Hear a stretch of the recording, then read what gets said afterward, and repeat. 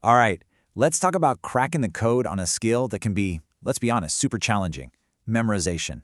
Today, we're diving deep into a really powerful technique, one that comes from a guide on memorizing one of the longest chapters in the Quran, Surah Al-Baqarah. But here's the thing, this isn't about just repeating things over and over. This is about unlocking how your brain actually learns and remembers things for good. Okay, so let's just get right into it by talking about a problem that I'm pretty sure we've all faced. You know that feeling, right? When you're just hitting a brick wall trying to learn something by heart? I mean, really think about it. Have you ever had that moment you're just staring at a page, you are so determined to get it into your head, but it just feels impossible? It's such a common frustration, so if you've been there, trust me, you are not alone. And this, right here, this is the classic trap we all fall into. You read the lines over and over and over again. You might even trick yourself into thinking you've got it for a minute, but then you come back to it an hour later and poof, it's just gone. That whole cycle of endless repetition that doesn't lead to any real long-term memory, we're going to fix that today. So, what's the big secret? Well, the source material we're looking at offers up this brilliant solution that completely flips the script. It takes you from just repeating words to actually making meaningful connections, and the key is something called mind maps. So what exactly is a mind map in this context? Well, think of it as a way to turn a flat block of text, in this case, verses from the Quran, into a visual network of links and ideas. Instead of just seeing words, your brain starts to see a story, a structure, these cool connections between everything. It's a total game changer because it's about understanding, not just reciting. Okay, that all sounds great in theory, but the big question is, how does this actually work? Let's get practical and break it down step by step using the examples right from the source, specifically from verses 105 and 106 of Surah Al-Baqarah. And check this out. This is the first technique, and it is so simple, it's actually brilliant. Look at the text here. The end of verse 105 and the beginning of verse 106 start with almost the exact same phrase. By spotting that link, you create this seamless mental bridge. It's like the end of one verse shakes hands with the beginning of the next. It makes the flow feel totally natural instead of disjointed. So that's a great trick for connecting two separate verses. But what do you do with one of those super long, complex verses? This is where the mind map idea really starts to shine. You take a dense verse, like verse 108 here, and the key is that you don't try to swallow it whole. You break it down into smaller, logical, bite-sized pieces. So the source shows us how to deconstruct the first part of this verse into a clear sequence. It's telling a little story. The verse talks about people who wish they could turn you back, right? Well, first, it's after your faith. And second, turn you into disbelievers. Why?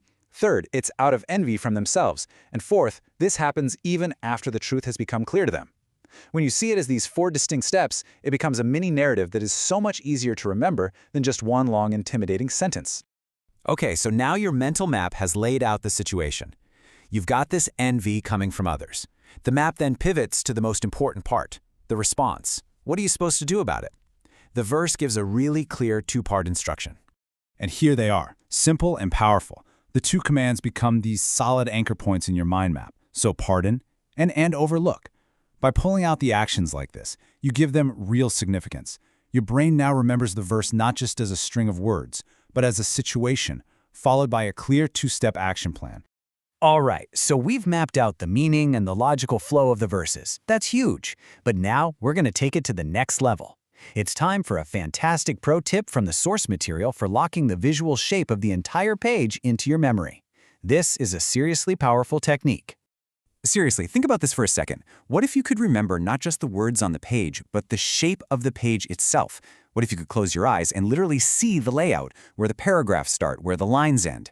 This is the kind of brain hack that leads to some seriously deep memorization. So here's how you do it. First, you just fix your gaze right on the center of the page. Step 2, and this is the most important part, you read with your eyes only. No mouthing the words, not even saying them in your head. It has to be purely visual. And third, you scan quickly, from the top to the bottom, letting your peripheral vision kind of soak in the shape of the text on both sides. You're not reading for meaning here, you are literally imprinting a picture of the page onto your brain. And the source gives this really powerful encouragement. Look, this isn't some magic trick that works in 5 minutes. It's a long-term investment in your memory. By practicing this visual scanning, you're training your brain to photograph the page. And the promise is that with time and practice, you simply will not forget its structure, God willing. Now, another absolutely crucial part of this whole system is creating mental signposts. The source really emphasizes memorizing the unique ending of each and every verse. Just look at this table. Think of these phrases as mental bookmarks, or like signs on a highway. When you know exactly how each verse is supposed to end, it becomes so much harder to get lost or mix them up. Whew, all right, we have covered a ton of ground here. We went from the pure frustration of just repeating things to the solution of mind mapping, and then we added that pro-level visual trick to lock it all in. Now it's time to bring it all home. When you boil it all down, it's this simple. We've just focused on one single page, but in the process, we've unlocked one powerful, totally new method to learn it. Think of this as a brand new tool you just added to your mental toolkit, and it's ready to be used on whatever challenge you want to throw at it. So, I'm going to leave you with this final thought. We used verses from the Quran as our example today, but this technique of finding links, of breaking down complexity and using visual memory, it's universal. So the real question is, what text, what concept, what skill could you finally master with a method like this?